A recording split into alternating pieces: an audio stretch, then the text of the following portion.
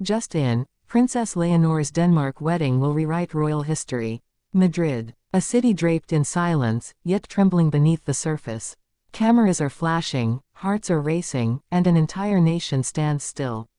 No one expected this. No one believed it would happen. But now, it's real. Princess Leonor of Spain has done the unthinkable. Her wedding in Denmark isn't just a love story, it's a royal revolution. How did we get here? How did a young princess, once known for her quiet discipline and sense of duty, manage to rewrite centuries of royal tradition in a single day? It began long before the ceremony. For years, Princess Leonor carried the weight of a crown she did not yet wear. Every move was watched, every word measured. Spain saw her as their future queen, the symbol of continuity and stability. But behind palace walls, there was another story, a story of a young woman torn between love and legacy. The first whispers began months ago. Leaked photos, anonymous sources, a quiet trip to Denmark. At first, the palace denied everything. Then, one photograph changed everything. Leonor and Denmark's Prince Christian, walking hand in hand through Copenhagen, away from the cameras, unaware that history was already watching. Insiders describe the moment as electric. Their connection undeniable. Two heirs from two monarchies, Spain and Denmark, whose destinies were never meant to intertwine. But fate had other plans. When news broke of their engagement, royal households across Europe reacted in shock.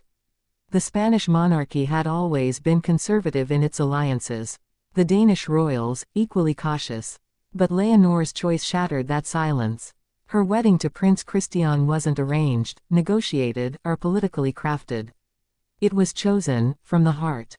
At first, Spain was divided. Some saw it as betrayal, an heir stepping outside of the Spanish court's control. Others called it liberation, the dawn of a new kind of monarchy built on love, not politics. Inside Zarzuela Palace, tensions rose. Queen Letizia, known for her modern mind but fierce protectiveness, reportedly struggled with the reality of her daughter's choice. Sources close to the palace revealed emotional conversations behind closed doors. King Felipe, torn between duty and fatherhood, urged caution. But Leonor, calm and resolute, told them, "I was born into duty. But I choose love." Those words would echo across Europe. The wedding in Denmark was unlike anything the world had seen. Held quietly in a royal chapel in Copenhagen, surrounded by both Spanish and Danish nobility, it was elegant but deeply emotional. No extravagance, no spectacle, just the pure symbolism of two dynasties joining through choice, not arrangement. As the first chords of the orchestra filled the hall, Leonor appeared. Her gown, simple yet radiant, designed in Madrid but woven with Danish lace, symbolized unity between two nations. As she walked down the aisle, every step was a statement. Every gaze, a declaration that the future of monarchy had changed. Observers noticed something powerful. There were no signs of rigid protocol. No distant formality. The Danish royals embraced her warmly. Even Queen Margrethe smiled as if witnessing the beginning of a new royal era. When Leonor reached Christian at the altar, the air shifted. Cameras captured the look in their eyes, unfiltered emotion, the kind that can't be rehearsed. When the priest spoke the words, "By your own will," Leonor nodded. Not as a princess, but as a woman making her choice. That single nod has become the moment Europe cannot stop talking about. After the ceremony, reactions flooded the world. Spain erupted with emotion. Crowds gathered outside the royal palace waving flags and chanting her name. Leonor, Leonor. But, among the cheers came questions. Would this alliance change Spain's sovereignty? Would Denmark's monarchy gain influence? And most importantly, what did this mean for the centuries-old structure of royal duty? Analysts were quick to respond. Political experts called it the most significant royal union since the marriage of Queen Victoria's descendants. Social commentators called it the rebirth of European monarchy. But others, more conservative, saw danger in it. One Spanish newspaper declared, "A queen divided, between nations, between hearts." Yet Leonor seemed unbothered. In her first public statement after the wedding, she said, "I do not see two nations. I see one promise, to honor my people, and to live with truth." Her words silenced critics, because in them was something monarchy had lost: humanity. Behind this fairy tale, though, lies a deeper truth. This was not just a romantic decision, it was strategic. Insiders claim that the union between Spain's and Denmark's heirs could create the strongest cultural and diplomatic bridge in Europe in generations. A future Queen of Spain connected by marriage to Denmark's royal family reshapes not just symbolism, but politics, economics, and influence across the continent. Historians are already debating its significance. Could this be the beginning of a modernized European monarchy, a network of young royals working together for unity instead of rivalry? Or is it the quiet start of a power shift that will challenge centuries of royal independence? The ceremony's emotional core was undeniable. Witnesses described tears among the guests, even among hardened courtiers. Prince Christian's mother, Crown Princess Mary, was seen wiping her eyes.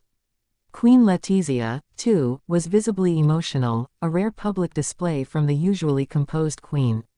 At one point, as Leonor and Christian exchanged vows, the camera captured a fleeting smile between the two mothers, a silent moment of understanding between women who had each walked unconventional paths into royalty. It was not lost on anyone that Queen Letizia herself had once faced criticism for her marriage into the Spanish royal family, as a commoner and journalist. Now, her daughter had followed in her footsteps, choosing love over expectation. But unlike the past, this time, the world is watching with admiration, not scandal. After the vows, when the newlyweds stepped onto the palace balcony, the roar of the crowd in Copenhagen could be heard echoing down the streets. For a moment, Europe seemed united, royal tradition meeting modern emotion. As the couple waved, cameras zoomed in on Leonor's ring, a symbol of Spanish gold and Danish sapphire, two nations intertwined forever. And yet, even in that perfect image, there are layers of complexity. Because every royal love story carries a cost. Behind the celebration, political advisors are working to redefine future titles, protocols, and succession paths. Will Leonor's children inherit both legacies? Will Spain allow a dual heritage monarchy? These are questions that historians will wrestle with for decades. But one thing is certain, Leonor's wedding has already changed what it means to be royal. It has replaced duty with authenticity, protocol with emotion, and isolation with unity.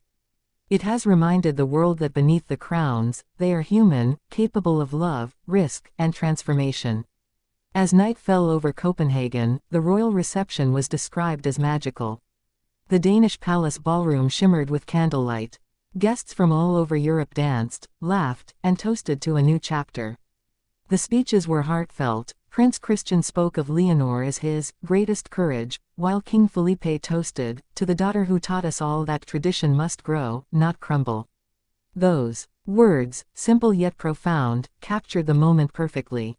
Because this was not the end of a royal story, it was the beginning of a new one. In years to come, historians will look back on this day not as a wedding, but as a turning point. A day when the line between royal duty and personal destiny blurred, and something beautiful emerged in its place. From Madrid to Copenhagen, from Buckingham Palace to the Vatican, the ripples continue. The headlines may fade, but the meaning endures. A princess who dared to choose her heart may have just rewritten royal history for generations to come. And so, as Europe watches, one truth remains clear: what began as a wedding has become a movement.